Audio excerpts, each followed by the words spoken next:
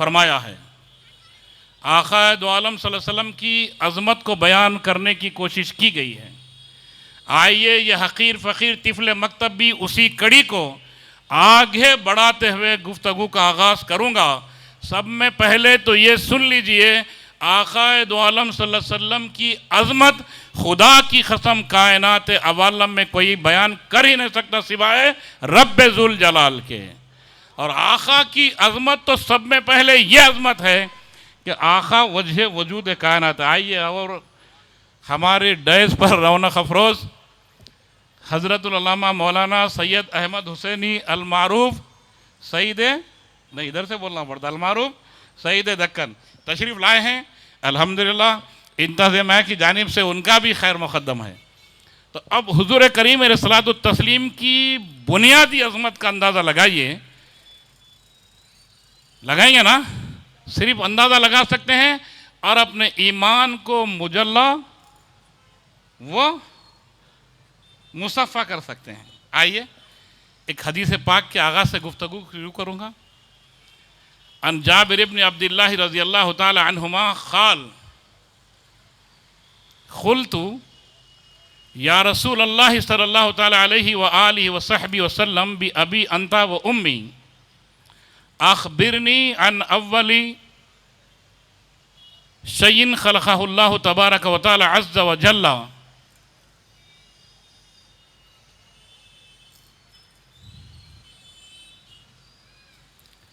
अल्लाह के रसूल करीम सल्लल्लाहु अलैहि वसल्लम से आपके बावफा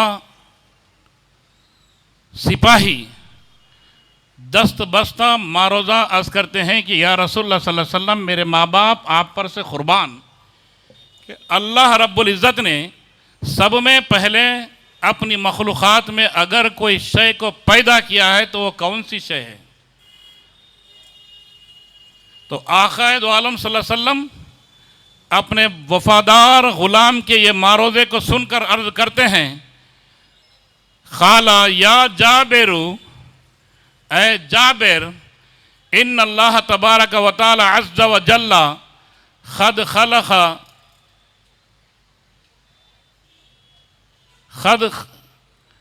खलक़ मिन नूरी नबी का मिन नूरी ही।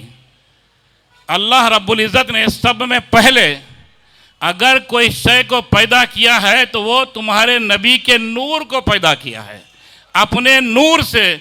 तो सब में पहले ये अज़मत है कि किसी शय को अल्लाह ने पैदा ही नहीं किया सिवाय आका के नूर के।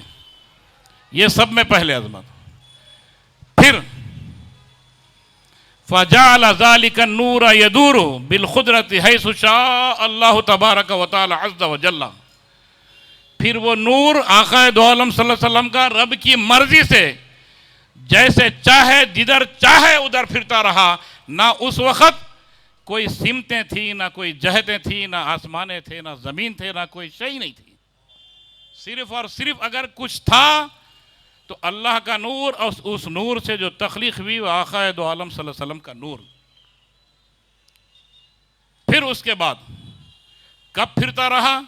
वलम यकुन फ़ी ज़ालिकल वक़्ति लौहुन वला क़लमुन वला जन्नतुन वला नारुन वला मलकुन वला समाउन वला अर्ज़ुन वला शम्सुन वला क़मरुन वला जिन्नियुन वला इंसियुन। अल्लाहु अकबर। वो ऐसे वक्त नूर सैर करता रहा। ना उस वक़्त लौह थी, ना क़लम था, ना जन्नत थी, ना दोज़ख थी, ना फरिश्ते थे, ना आसमाने थे, ना ज़मीन थी, ना सूरज था, ना चाँद था, ना इंसान थे, ना अजिन्ना थे। तो बस था तो क्या था? वो सिर्फ आपके हमारे आका दो आलम सल्लल्लाहु अलैहि वसल्लम का नूर था। फ़लम्मा अरादा अल्लाहु तबारक व तआला अज़्ज़ व जल्ला अन यख़्लुक़ल ख़ल्क़ ख़सम ज़ालिका नूर अर्बअत अज्ज़ाई। अब अल्लाह रब्बुल इज़्ज़त को कब मर्जी हुई, कब उसका मंशा हुआ कि मैं कुछ मखलूक़ात की तख्लीक़ करूं, तो अल्लाह रब्बुल इज़्ज़त ने आका दो आलम सल्लल्लाहु अलैहि वसल्लम के नूर को 4 हिस्सों में तक़सीम कर दिया। सुभान अल्लाह। फ़ख़लक़ मिनल जुज़इल अव्वली अल क़लम।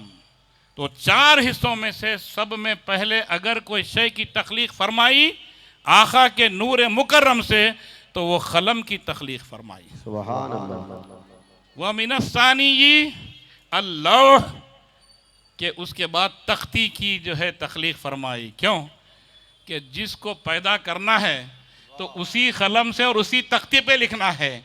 अरे जन्नत को पैदा करना है तो उसी तख्ती पे लिखना है, इंसानों को पैदा करना है तो उसी तख्ती पे लिखना है, सूरज और चांद की तख्लीक फरमाना है तो उसी तख्ती पर कुनिंदा करना है, उसी कलम से करना है। तो खुदा की कसम या आका की वह मिनस सालिसी अल अर्श, और तीसरे हिस्से से अर्श। सुम्मा खसमा अल जुज़ राबियत अरबत अज्जाई, फिर उस चौथे हिस्से को फिर चार हिस्सों में तकसीम कर दिया। वह मिनल जुज़इल अव्वली हमलतिल अर्श, के अर्श के उठाने वाले फरिश्तों को बनाया। वह मिनस सानी अल कुर्सी, हम कहते हैं ना अर्श व कुर्सी, फिर उसके दूसरे हिस्से से कुर्सी को। वह मिनस सालिसी बाक़ियतुल मलाइकती, सारे फरिश्तों को, जिब्राइल भी है, मिकाइल भी है, ककाइल भी है, इसराफील भी है, सारे फरिश्ते अनगिनत नूरानी मखलूक को तख्लीक फरमाया।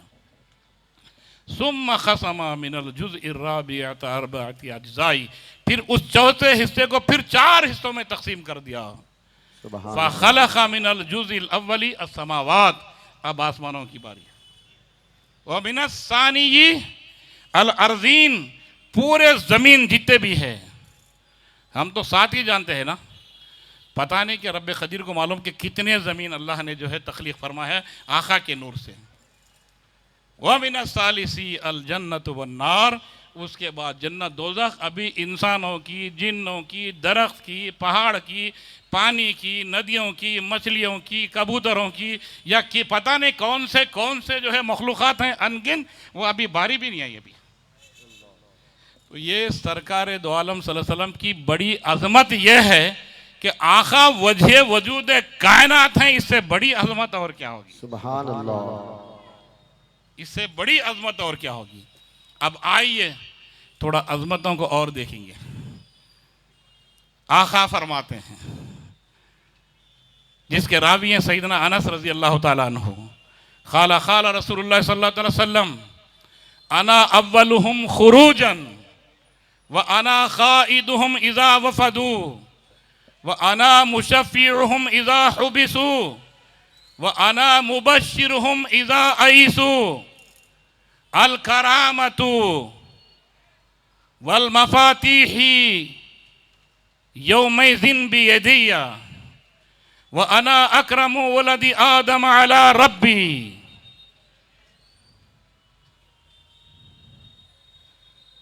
लोगों, सरजमीन कायनात पर अल्लाह ने बेशुमार उलुल अज़्म अपने बंदों को मबूस फरमाया। सुभान अल्लाह। ना सिर्फ बंदों को मबूस फरमाया बल्कि उसमें अंबिया व मुरसलीन को भी मबूस फरमाया, सुलह सालिहीन को मबूस फरमाया। मगर रोज़ महशर जब अगर सब में पहले किसी की कब्र शक होगी तो वो मेरे आका दो आलम सल्लल्लाहु अलैहि वसल्लम की खबर अनवर शक होगी। और सब पहले जितने भी अव्वलीन व आखिरीन तक, यानी दुनिया बनना शुरू होने के बाद क़ियामत तक जितने भी लोग पैदा होंगे वो सब में पहले अगर रोज़ महशर उठेंगे तो सरकार दो आलम सल्लल्लाहु अलैहि वसल्लम उठेंगे। और रोज़ महशर 1,24,000 कमोबेश अंबिया और उनकी उम्मत सब आका दो आलम सल्लल्लाहु अलैहि वसल्लम की बारगाह अक़दस में वफ्द बनकर आएगी। तो सरकार दो आलम सल्लल्लाहु अलैहि वसल्लम उन सब के क़ायद होंगे, सरकार ही क़ायद होंगे, सरकार क़ियादत फरमाएंगे। यह आका की अज़मत है। जब सारे लोग रोक लिए जाएंगे, कोई नबी कोई रसूल अल्लाह की बारगाह में सब में पहले सिफात नहीं करेंगे सिवाय सरकार दो आलम सल्लल्लाहु अलैहि वसल्लम के। अल्लाह रब्बुल इज़्ज़त ने आका को यह मनसब दिया है कि सब में पहले हबीब करीम अलैहिस्सलातु तस्लीम सिफात का दफ्तर खोलेंगे और उन्हीं की सिफात को कबूल होगी।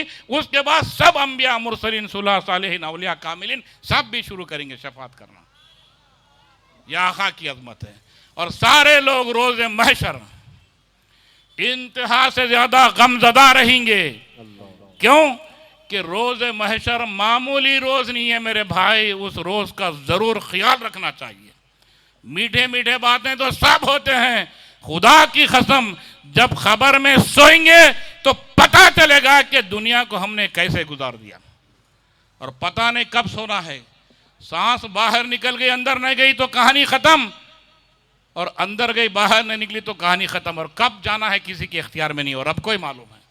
अगर वो पोर्टफोलियो मालूम होता तो फिर क्या हंगामे होते थे कि, और क्या क्या किस्म के जो है तमाशे होते थे, नहीं मालूम। मालूम नहीं है तो यह आलम है, तो मालूम हो तो फिर वो आलम क्या होता होगा। तो लोगों रोज़े महशर आका फरमाते हैं इन्न शम्स तदनु यौमल क़ियामती हत्ता यबलुगुल अर्क़ा निस्फल उज़नी।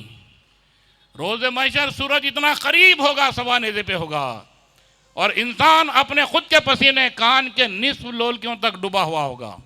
तो क्या गम का आलम होगा। और उस वक्त सारे लोग गमगीन होकर फ़बैनहुम कज़ालिक इस्तग़ासू बि आदम अलैहिस्सलाम, हज़रत आदम के पास जाएंगे मदद मांगने के लिए, मगर आदम खामोश हैं।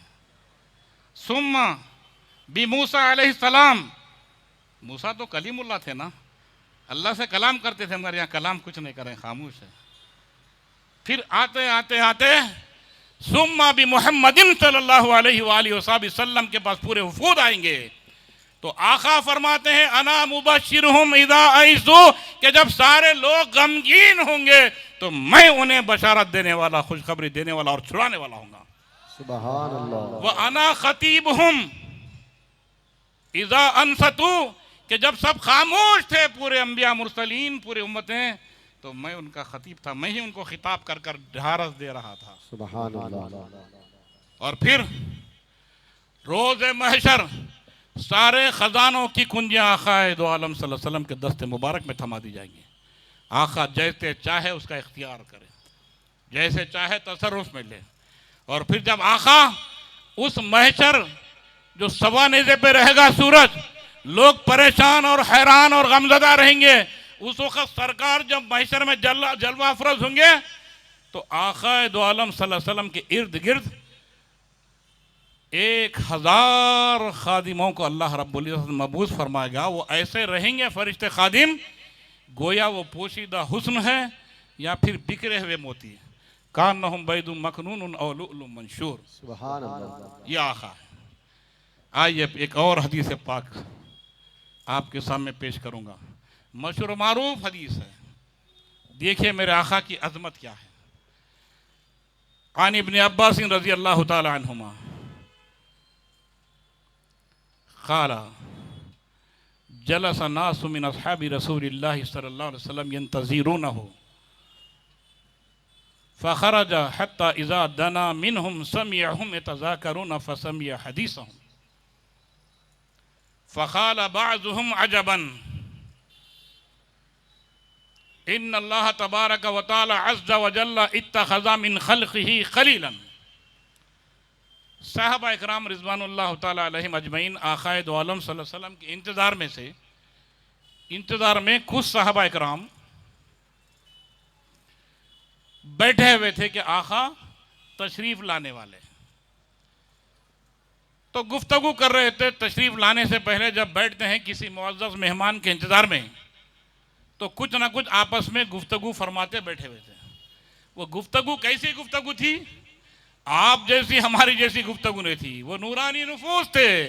अगर बात करे तो अंबिया की करते थे, या बात करे तो आक़ाए दो आलम सल्लल्लाहु अलैहि वसल्लम के फरामदात की करते थे, या बात करे तो रब के अहकामात की बात करते थे, या बात करे तो आपस में मोहब्बत की बात करते थे।